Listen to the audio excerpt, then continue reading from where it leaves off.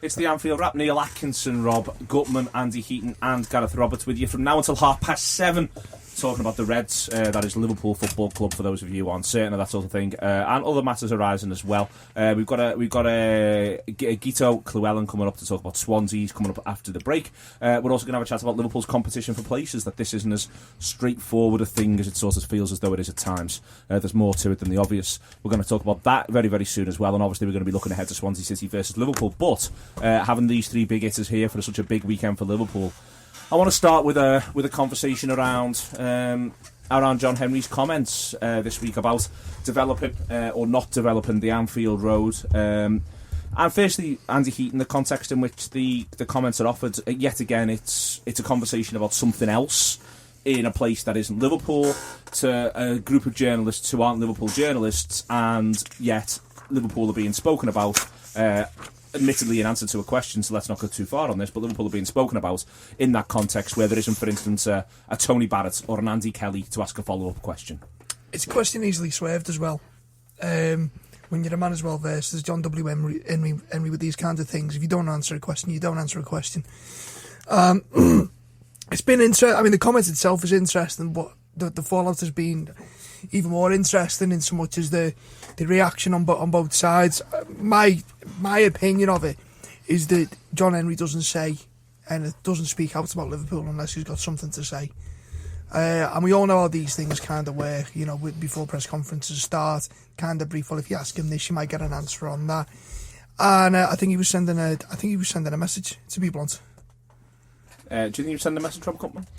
I don't know, because it is hugely about the context, and I take Andy's point, but people are, and they do just say things when journalists are in front of them. I tell you what, I do think he owes Liverpool. If you want to be, you can be generous towards him and say, look, it's a statement, and we focus very much on it as though it's directed at the protest, whereas I think you could interpret it more widely as it's a commentary on how English football fans are unhappy at paying certain price levels, because it is throughout the game that movement, and he's correct to have observed that. So on one level he's being factual.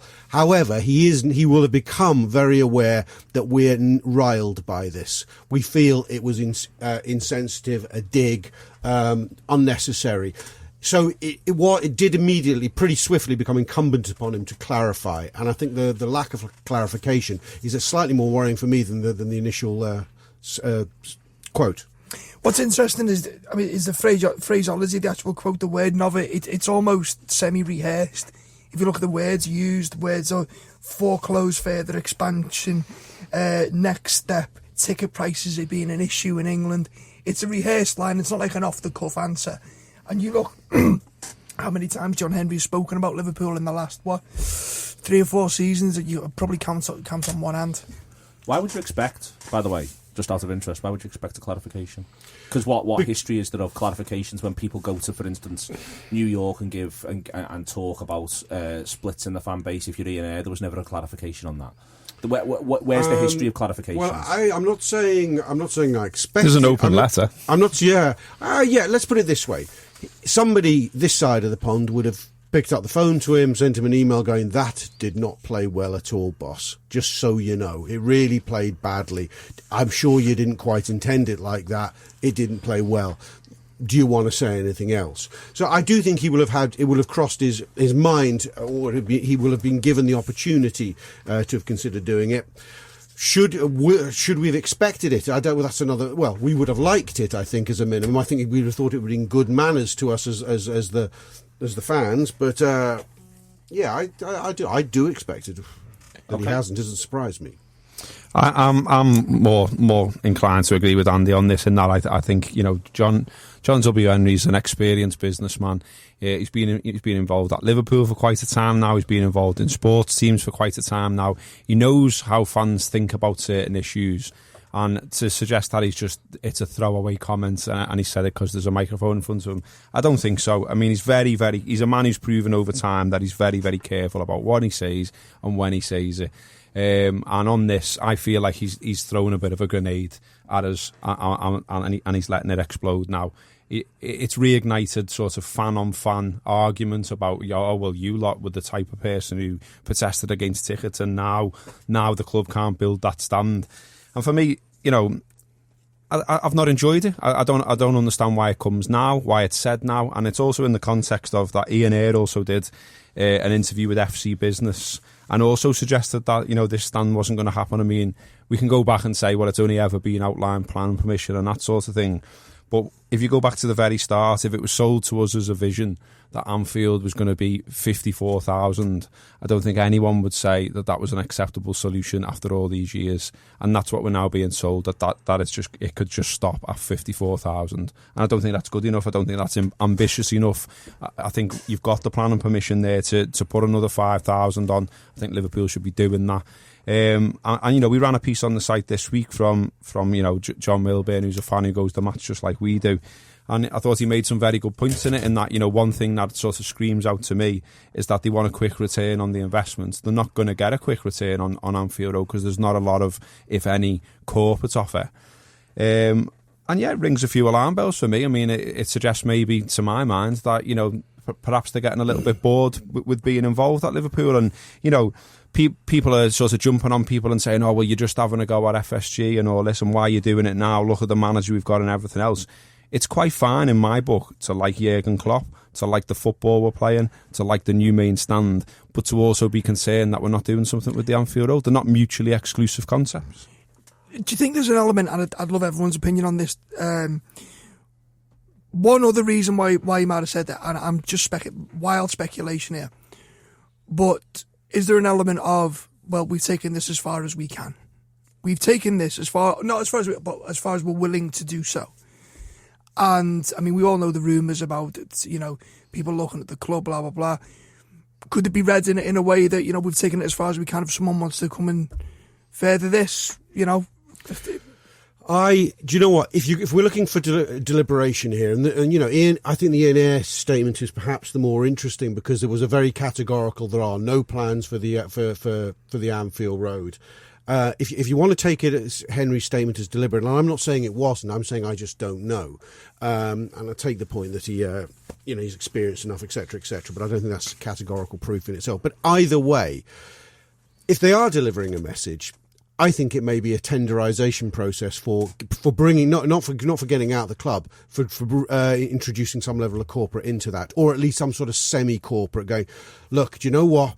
We've found a way to do the Annie Road. Here's the next announcements in 6 months. And we've got this £150 semi-corporate ticket. They call it something. They come up with some new buzzword for it. It justifies it. I think they'll have seen a massive return on their investment on this main stand thing from mainly from the corporate yield. They'd love to do this again, but they need a slightly different model. Rob, they haven't even sold out the corporate at the new main stand. It doesn't matter. It doesn't matter. It hasn't worked out as they planned, because not only have they not sold out all the corporate offer in the main stand, but also there's no name on the main stand, and that was huge in their pitch, that, you know, the main stand would have a name on it, that it would be X main stand, and no one. But that might be to do with other talks they're in. We can't. I mean, that's hard to glean. No. Ian Eyre went and briefed a load of journalists last year that we were only 2 steps away from getting a £90 million naming rights deal. It was absolute codswallop, and I know we got hauled over the goals for that. Well, okay. I mean, I don't know anything about that. All I would speculate on the naming rights thing is if this could be very much linked to investment, but that's a whole separate issue. I think that I don't know quite why they're pouring such cold water on the Anfield Road development, because I don't think anyone was being particularly hot for it at the moment. No, we were all still celebrating the new main stand. That's the odd thing. We weren't all going, whoa, come on now, bring on the... Yeah, of course there were murmurs and comments around it, but it wasn't like there was a snowballing demand for it straight away. So why have they done this at this stage? I don't think they're heading something... I think the thing they're heading off of we're not heading off of the past. I think they're tenderising for a different shape to the development. But there's a year left on this outline plan of permission that they've got.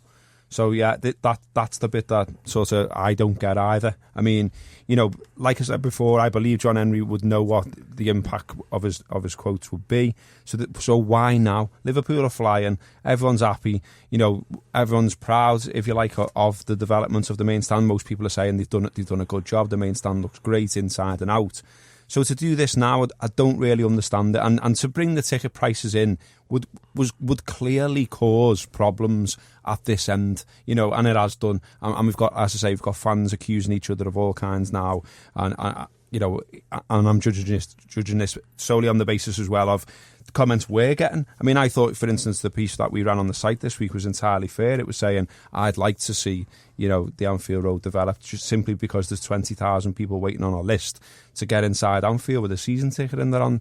And for that reason alone, that's why we want it developed. That's a fair enough point. Liverpool fans should want their club to be ambitious on and off the pitch, and I don't really understand why people start kicking off the other way when people ask for that. We want Liverpool to be ambitious. We don't want them to get lost in the crowd. And as things stand, Liverpool will soon have something like only the 7th biggest stadium in the country. Liverpool should be aspiring for more. It makes a statement, rightly or wrongly, how big your ground is, and if you decide to go ahead with this work, it makes a statement to the wider world. We're serious. We're looking to move on. We're improving the business. We want more fans inside the ground. I mean, do you think it's a carrot and stick attempt to restart the conversation about ticket prices? I mean, if you're asking me, and you are asking me because we're going into the break, I think I think it tells you that all the way through. John Henry's not been happy with this ticket price thing. That I actually think it's as much an expression of frustration as it is anything else. Very stung by it. Yeah, I think very stung by it, stung by the way in which probably his own people handled it, and stung by the aftermath of it, and stung by the fact that it's a league-wide phenomenon, and stung by the fact that he doesn't know exactly what you do next, because their entire dogmatic model was based around this idea of tiered prices, and they've had the wrists slapped effectively by the very punters that they probably still feel as though they came in and saved, and can't quite understand why they've allowed themselves to get in that position and have the wrists slapped. That's what I think. I could be wrong. Do let us know what you think, and if you're listening, John Henry, you let us know what you think. Our open door policy to this sort of thing continues. If you want an actual chat, all we do is we press play and record, we all talk for a while, then we press stop. It allows there to be context and people can explain themselves at as much length as they like. We're always here. This is the Anfield Wrap on Radio City Talk. We'll be back after the break to talk about competition for places. Welcome back. It's the Anfield Wrap on Radio City Talk. That was Disco 2000 by Pulp, and in front of me I've got Rob Gutmann, Andy Heaton and Gareth Roberts. As we get close to 7 o'clock, we'll go to 100 miles an hour, because we've been talking on and off about this, but I'm more and more, it's almost firming up in my mind as a bit of an issue, Gareth. Competition for places, the manager's talked it up this week, and he's right too. I think you've seen it, but it's a double-edged sword, because fitness and development is also in competition for places for a few of these. So I think Sturridge is sound. He's going to be sound. He's in the business of being Daniel Sturridge, coming off the bench. He looked dead sharp, I thought, when he came on against Hull. Wins the penalty. Yeah. No doubt. Lucas looked sharp at Derby. Absolutely sharp as anything. We know he's not as sharp as he used to be, and he's never going to be again now because of the injuries and the time he's had. But Origi, Grujic, Ejaria, Emre Can, Ings, Moreno, Joe Gomez and Shea Ojo, the latter two obviously when they're back to full fitness. These are lads who, forget sharpness for a second, they're all of an age where they need to be playing regular football. They need to be getting better at their football. So at the minute we've got no European football. It helps with the prep, but it means that these lads, there's every chance that they're going to get an arrested development situation. Yeah, I mean, Klopp's doing his best, isn't he, I think, to use the under-23s. I mean, not very long ago, if you were seeing someone you would regard as being on the periphery of the first team, I'm thinking Danny Ings here. Yeah. It would be seen as a huge slight on him that he was being sent to play for the under-23s, and yet now it's accepted that that's all right almost. It's like, he's going and getting some game time, he's getting sharper, he's scoring goals. He looks like he's enjoying scoring the goals as well, importantly. He's not sulking round there when he's playing. So he seems to be using the under-23s as best as he can. I think he threw in a little behind closed door friendly against Huddersfield as well, didn't he? Could be a few of them. Yeah, it does feel like there could be a few of them. That's what I was going to say, because I think Klopp's really clever on trying to keep them as fit and sharp as possible. But there is the problem that there simply isn't enough games for them to get the level of competition that they do need. You're right to say. The thing about the sharp thing, Rob, is we know where our ambitions are this season, at least at the moment. They're for silver shiny things, and one silver shiny thing in particular. But if, for instance, we go out against Swansea tomorrow and someone gets a light breaker, then you're in a situation where all those lads I've just mentioned, basically, I don't think any of the ones I've just mentioned, actually, with the exception of Moreno, first game of the season, have started a league game. So now they're lashed in, they're closer and closer to the bench. Obviously Sturridge is an exception on this, but and that's where, because they have, again, the sharpness becomes a thing and if no one does get an injury and we get into November and then that sort of thing starts to happen, you could be having to blood 2 or 3 of these all at once and making the best of it, and that's the frustration. That's something our rivals haven't got to worry about because they've got Europe. Yeah. I suppose, yes, but this is what's the word? Endemic of the fact that we're replete with luxury at the moment. Quite frankly, we take this. This is all good problem to have, and I know your point is correct. Yes, suddenly we get the injury crisis. Suddenly they're not fit. But which way round would you rather have it? Obviously, you're right, but I'm also thinking about these footballers and their development. That's an issue as well. I'm thinking about Liverpool Football Club, but yeah, you're right. But who knows? Some players do have an ability to be dropped in and are fine. Origi has perhaps looked like one of those who isn't, who needs the games to get into his stride. As Gareth says, Klopp's been big on the behind closed doors. There's the under-23s. But it is also a long season in terms of what will come our way more organically anyway. We could have one lad drop out, not 3 or 4, and someone's going to get games. There's the African nations where we'll be out Sadio Mane for a month. Towards Christmas, sometimes you get midweek league games coming into play. There's a League Cup tie with Tottenham, which is no small potatoes here, and 3 or 4 lads will drop in, and hopefully we get through that. I think it sort of will take care of itself. What you're worrying about is we're suddenly plunged into an injury crisis, and Grujic, Origi, and that parachuted in. I'm not that worried about that, because I think, for instance, I'm not worried about in this context. I'm not worried about Sturridge. I'm not worried about Klaver. I'm not worried about Lucas. I'm not worried about Mignolet, Andy. I'm not worried about the idea that those 4 had to come in because they're pros of a certain age. My worry is that there's lads who, by the way, all look like they could be real assets for Liverpool between the ages of 18 and 22. Ings being the exception in there, 18-22, 18-23, who need to get games of football at this time in their lives. They need to be playing regular football at as high a level as possible to develop into the footballers you want them to be. I think what helps them is that there's no real established order at Liverpool, bar maybe Phil Coutinho, and maybe Diane Lovren when he's fit. So there's opportunity there. I think sometimes young players go off the ball because they think, I'm never going to get a chance, where I think it's quite clear. You look at the amount of debuts that Jurgen Klopp's given new players since he's arrived, that there is opportunity there. If you keep your head down, you work hard in training, and you show a little bit, you'll get a chance. And also, I think there's the one thing that you always give Ferguson credit for is time in games and picking players for groups of games and blocks of games and all that.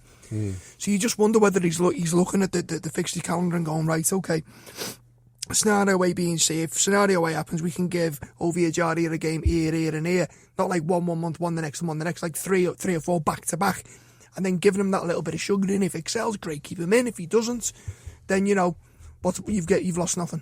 I think what's interesting as well is what Michael Beale's been saying, in that he takes the under-23s to the first team games as a collective, gets them to watch Liverpool and says, watch the man in your position, because that's who you're fighting with for a place. And then they're going out. So they went out literally the day after Liverpool had played Hull. They go and play at Tranmere. And it's in their heads. That's the fella I've got to be better than. So Trent Alexander-Arnold's going out there. He's now being trained up as a right-back by the looks of things. And he's watched Klein. And he's going, right, I've got to be as good as Klein then. And he had an absolute belter of a game. He scores a goal. From right back. Yeah, from right back. And then, and then the manager's Beale's interviewed afterwards. And his comment is, yeah, he was fantastic, but he's now got to do that 10 games in a row. And it just feels to me like the right things are being said all the time by Liverpool. It seems like they've got the coaching nailed. It seems like it's joined up, and there's joined up thinking. It's not this team doing this over here and this team doing this over there, and the academy being forgotten about and all that sort of thing. We've had all that in the past. Feels like it is joined up at the moment, which is obviously a positive thing. I think also, Neil, the young players, you've named in that quickly, Ejaria and Ojo, and Joe Gomez to a degree, they're very young. They don't really have a right. Is that the right? A right to a dozen games. To a dozen games at that age, and they probably get, even if nobody gets injured, they still get 3 in the FA Cup, 2 or 3 in the League Cup, and a sub appearance here or there, which is no bad return at 18 for a club like Liverpool. And the brutal reality is, Neil, if a youngster's good enough, I know it's a cliche, but they play. They'll force the way through. Okay, this is the Anfield wrap. After the break, we'll be speaking to Guito Llewellyn about Swansea, and then we'll be having a chat about Swansea. Don't go anywhere. Yep, joined now by Guito on the strangeness of Swansea, is what I've just said to him, and I've grabbed him on the phone, and the whole thing just seems really rather odd, Guito. There's good performances getting lashed in, but then there's not necessarily points being put on the board on the one hand. You think it looks like it's all going to get boxed off, and then it doesn't. Patterns of play have never seemed like they're entirely there since, around this time 12 months ago. The manager's seemingly under pressure, but not really in that much of an intense, he's actually under pressure way.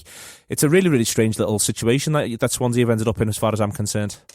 It's completely bizarre. It's the whole club's just been turned upside down over the last 12 months, if I'm honest. We were always known as this extremely well-run club in South Wales. And over the last 12 months, that's very quickly unravelled to the point where we've now got a manager who seems to be, his days seem to be numbered. If you believe the media, we're already looking for a new manager, and the options aren't too encouraging, if I'm honest. Performances have generally been pretty terrible on the pitch, but really did improve quite a lot over the weekend, which makes the timing of this managerial speculation even more crazy. This all with the backdrop then of an unhappy fan base, which is still really coming to terms with an unpopular American-led takeover. So the club is just one big shambles at the moment, if I'm honest. It's not something that we're used to, if I'm being honest. Well, it's the first time in years that's been the case. I mean, you're used to sort of clubs finding them. It's the speed with which this has happened, and maybe it's a reminder to all clubs really that we may or may not be happy with certain owners at certain times, but that things can spiral out of control quite quickly without there being a level of stability there. And I'm stunned. I mean, I honestly remember doing interviews with Swansea supporters around 12 months ago, and the conversation was always one about how calm the club was, and the fact that it always seemed to be, if not necessarily on an upwards trajectory, then an even keel, for want of to maybe mix some metaphors. And yet there's it's the speed with which it now feels like the whole thing's in a bit of a state of chassis, and suddenly it is linked to what's on the pitch. It wouldn't surprise you if Swansea end up in a fair bit of trouble this campaign. Oh, we're fully anticipating a relegation battle. It's going to be a tough season ahead with what's been going on. But you're right. In the past, we've actually been pretty smug about the way that we've been run. Everybody else has had their troubles, etc. For the last 15 years, you probably couldn't find a better run club in the whole country. We've been one of the great success stories of this country's footballing history, the way we've gone from the bottom of League Two to the Premier League, and all of them on the back of sustainability, not one big benefactor or anything like that. It's been something we've all taken great pride in, and the frustrating thing at the moment is that we've thrown that all away. We had a solid on-field philosophy. Very much so. Which it led to continuity. Whenever we lost a manager, we found somebody else who could carry on that good work. What we're seeing on the pitch at the moment is really a style of football we haven't seen since we were probably in the bottom division, if I'm honest, in terms of the negativity of it and the lack of shape and cohesion that we're seeing. So the strange thing is, from the outside looking in, and we've been speaking about this on a couple of our shows, and one of the things that sort of strikes you as well is, you go to Burnley. If you're Liverpool, you go to Burnley and you think, these can upset the apple cart. They can play a certain type of football. They can block you off. They're used to all of that. The strange thing for Swansea, watching them from afar, is the players themselves don't suit this type of football, and that's why if Swansea try and do that from a Liverpool point of view, I'm almost thinking, well, if they try and do that, I feel as though we'll find the gaps in some way. Admittedly, I also think if they try and play football, we may well find a way to do them with football. But what I mean is, having footballers do what doesn't seem natural or right for them, it never works out well in the end. No, I agree with you. I think the whole time Francesco Guidolin's been our manager, the feeling's been that he's a poor fit, really. He kept us up last season, but he kept us up playing poor football in a very poor league. This season, I do think the general standard of the Premier League has increased, it's improved, and that's part of the worrying thing about this. Can we really be that lucky twice? We've got some very good footballers, but they're being played out of position. They're being played in a way which doesn't really play to their strengths.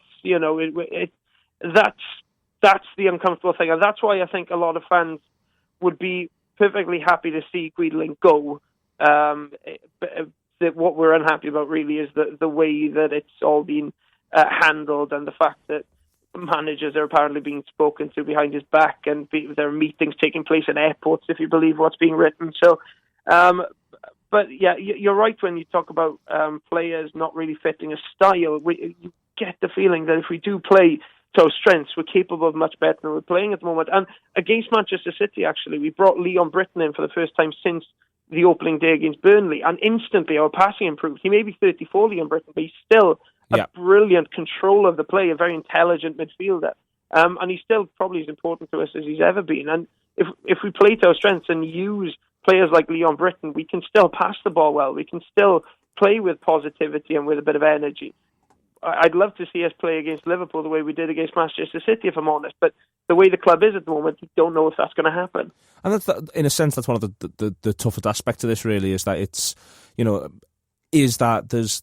Britain's a good example, actually, because he is 34, and therefore, there is a thing that say, well, he's 34, and etc., etc. But the sort of football that Britain wants to play suits Key. The sort of football that Britain wants to play suits Jack Cork. I'd say it suits Leroy Fair. I think it suits Sigurdsson. I think it suits Llorente.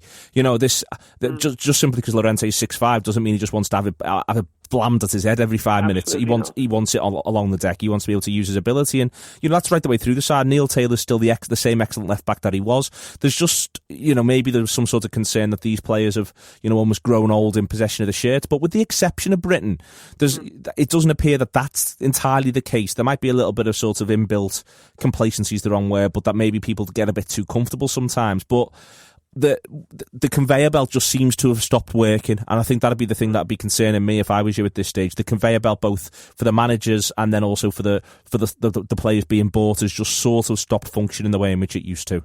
Yeah, that's true. We used to be fantastic in the transfer market. That doesn't seem to have been the case for quite a while now. Over the summer, there was just no shape to it at all. I mean, the fact that we sold Andre Ayew and Ashley Williams, two of our most important players last season, in the week before the start of the season, and brought our only two strikers in the same week. That's something no healthy club would do, actually. Yeah. A better run club would have done their deals much earlier in the summer, and it's left us playing major catch up, and it's left us with big holes in the team.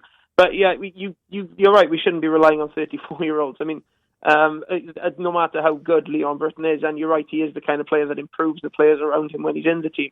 But ideally, he would have younger options who be ready to take his place in the squad. Angel Rangel is another one. He's way over his 30s now, but he was brought in against Manchester City, and he doesn't have the same pace, but he's got this intelligence which improves the players around him and gets them playing better football.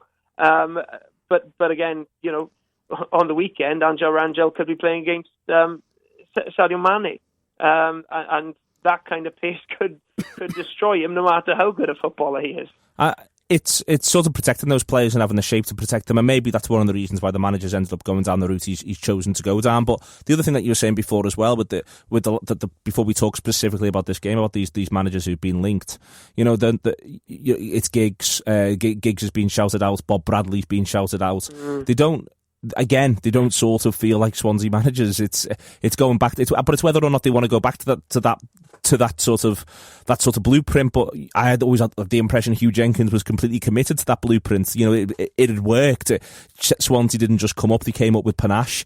They didn't just come up and then battle. They came up and they kept the ball, not necessarily playing startling football that would undo teams, but as a way to ensure that you didn't get beat. It was a breath of fresh air stuff, and it appeared to still be working even when it wasn't great under Laudrup, and even when it wasn't great under Monk. There was still patches where it was very good indeed, and it just seems to me to be a real. It seems to me to be a real shame that in an era where we're beginning to talk more and more about clubs committing to an identity and having a certain identity and being able to go down that route, and there's a lot of big clubs, bigger clubs than Swansea. I'm not being disrespectful, but for instance, Manchester City are part of the Guardiola move is to try to create a template for this is what we want our football club to be on and off the pitch, from the under-23s, the under-18s, the under-16, the ladies. We want to be this sort of football team. Liverpool with Klopp and with everything that goes on, we want to be this sort of football team. Arsenal, everyone's decided they want to be sort of the more than a club thing. We want to be a project, and we go and do our thing. And Swansea had nailed it. So to undo it all is at the area where everyone else is either beginning to get it sorted or work towards it or understand the value of it, that it gets you through the tough times as well as the good times. Swansea have gone, nah, not for us that really. We're just gonna do some mad stuff for a while and see what happens. Yeah, we're gonna follow the blueprint of the clubs that get relegated. That's so much more sensible. It sounds mad, but that's what's happened. We had this wonderful formula, and we were envied by most clubs in the Premier League, if I'm honest. Even clubs who were bigger than us and were finishing bigger, higher up the table than us. They were looking at us and saying, well, if only we had that kind of organisation, that kind of commitment to a philosophy and ideals, then we could overachieve too. nobody can really understand this. It must look as baffling from the outside as it is from the inside. I have just no way of explaining why we've gone down this route. Okay, then.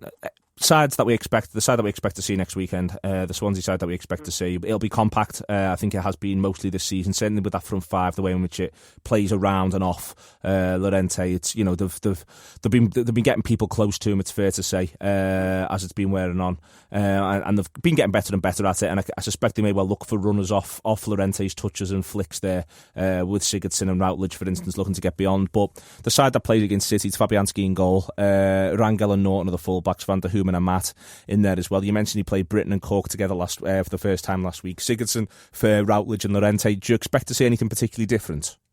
It's hard to tell, if I'm honest, because of we still don't know what kind of mindset Guidelin's going to be in, whether he's still going to be even in charge on Saturday. We suspect he will be, and if he is, I hope that he go with a similar team, if not the same team.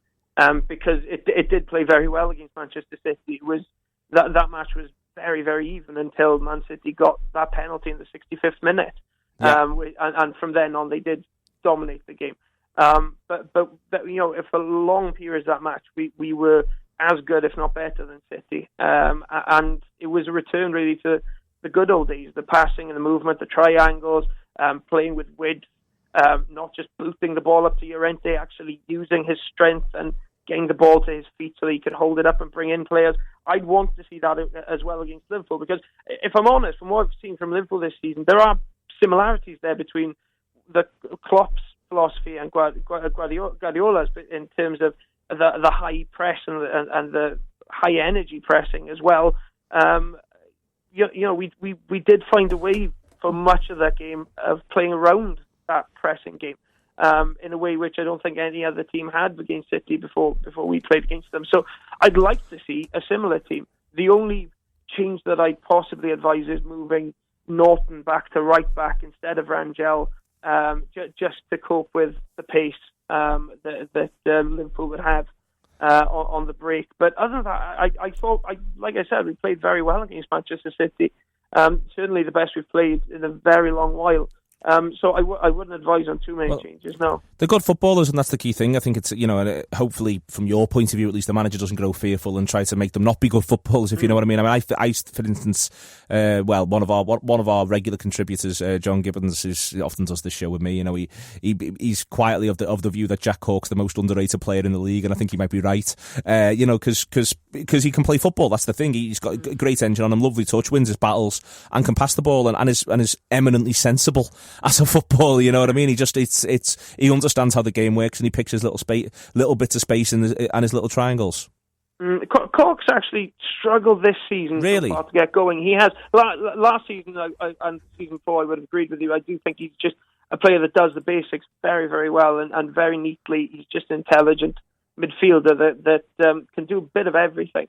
But this season, he's just not quite been switched on. He's not been as commanding a presence in midfield as he was last season, and I think he's just struggled to find his way a little bit, which surprised us because he's been a pretty consistent performer the whole time he's been with us, but he's probably going through his worst spell with us at the moment. And even against City, when everybody else had very, very good performances, he had a decent performance but didn't really kick on beyond that. Hopefully he can start finding his best form now. And against a team like Liverpool, I do think you need players who are going to really let themselves be known in midfield. I do think you need that kind of presence there if you are going to really match up to Liverpool. So, like you said, at his best, he is a brilliantly underrated footballer who probably should be in the England squad.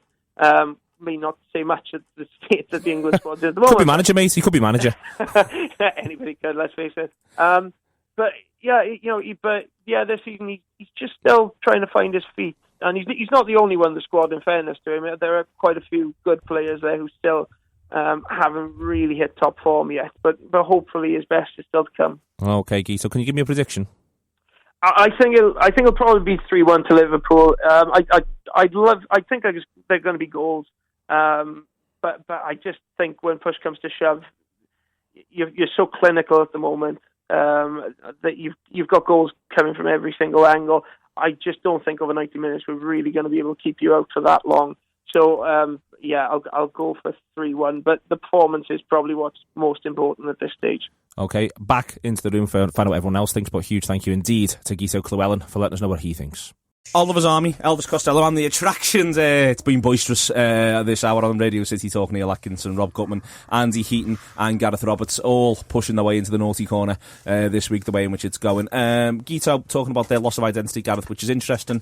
It's a strange thing really that, you've got a football club like Swansea. About 12 months ago they were the envy of, I think, every side that tends to finish in the bottom 10 in England in the Premier League and going right the way down to the Championship, etc. And they've just seemed to have lost their way quite profoundly. Yeah, they do, don't they? And they seem to be in a bit of a hole. Everything that's sort of coming out from the top, from the manager. The manager's talking about, I think I could lose my job if we lose to Liverpool. He's being very upfront about that. He said he's already met the chairman and things like that. You got the owners flying in, which all seems very much, that they're coming in to axe him after they get battered by Liverpool. And the fans are all in a dark place as well. And yeah, they seem to get an awful lot right. And everyone was holding them up as being, a great model for a football club about, the way the fans were involved and the fans owned a certain percentage of the club and all the rest of it. And the way they seem quite sensible with the money. They seem quite sensible in terms of the coaches they employed in that, one followed the other in terms of style. Martinez, then Rodgers into... Who was after Laudrup. And into Monk. And into Monk as well. And it seemed like, this is a good way to run a football club, and everyone spoke really positively about them. Seems to have gone very wrong very quick, and all doom and gloom coming out of South Wales. All doom and gloom, Andy, but this is the sort of game where we've been weak. I think there's been a lot of talk about breaking sides down at home, but also second half of last season we weren't that impressive away from home against bottom half sides, and we were resting people, we were making a couple of changes here and there, but even right the way through. And even looking at Burnley this season, for instance, you can call it an anomaly, but you've got to make it an anomaly. And it's huge. This is what I'm saying. We've got to capitalise whatever happens because of Spurs versus City. This is what it's about. It's another acid test for this Liverpool side. I expect them to come through the other side. What do you think? We need to capitalise on their inertia that's around the club at the moment. Start strong. Yeah, start strong. I'd take advantage of it. You get the feel and the only team that's going to make life difficult for Liverpool is Liverpool in this one. I think if they come out and they start strong and they put the foot down early on, it could be a fairly straightforward game. Saying that, I must have said that I've had a pound for every time I've said that over the last God knows how many seasons. And I think that there's a bit of the Everton mental fragility creeping in here amongst us. The way they kid themselves that it's going to be a problem. And I think it's as much an element in the fan psyche than it is the team. And I think this is a brilliant opportunity to put that one to bed, as we did against Hull. I mean, Hull, it seems easy now, but there was a couple of people who had their doubts about that result. Yeah, Swansea looked more robust against City last week and gave them a game for about an hour.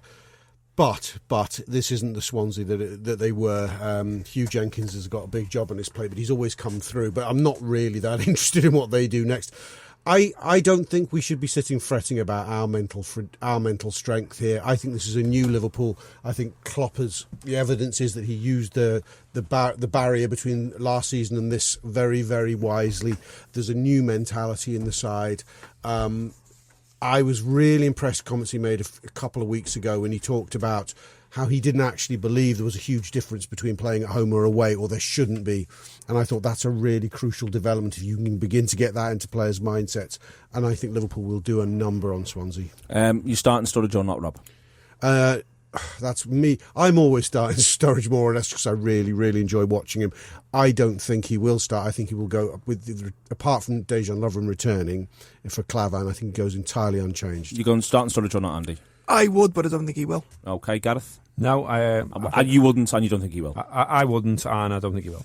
Okay, that's the Sturridge thing boxed off very, very quickly. I like that sort of stuff. I presume you're all starting Lovren. None of you are going to start Klavan. If Lovren's fit, he goes in, yeah. Lovren's fit, he goes right the way in. Okay, then we know that. I feel like, Gareth, it's funny at the minute talking about the Reds because the manager goes on Monday Night Football and tells you what the approach is going to be.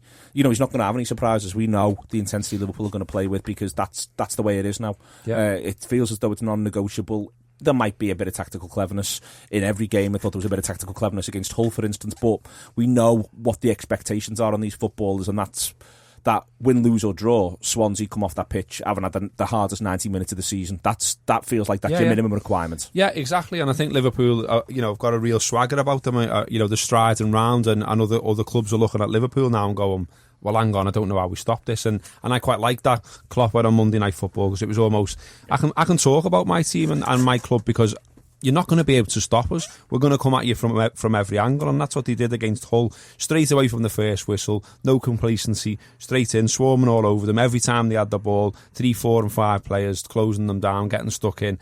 And any team is going to find that hard to live with, really.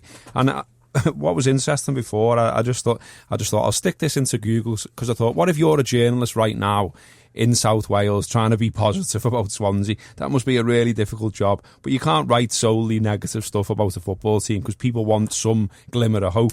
So someone's wrote a piece there, I think it was South Wales Echo, something like that, and it was like, this is how Swansea could beat Liverpool. This is what they can do to Liverpool. And it was all sort of, well, Milner's not really a left back, is he? And then it was like, this Matip lad, he's new, isn't he? And that Clavan lad, he's new, isn't he? Yeah. And it was all clutching at straws.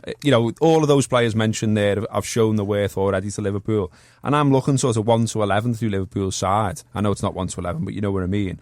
And I'm just happy with it. I don't see anyone there now who's going to start at Swansea who I'm worried about this fella. This fella's going to throw it away. It just looks fantastic to me. Talking about number ones and lashing things, who's had the medicine ball thrown at them this week?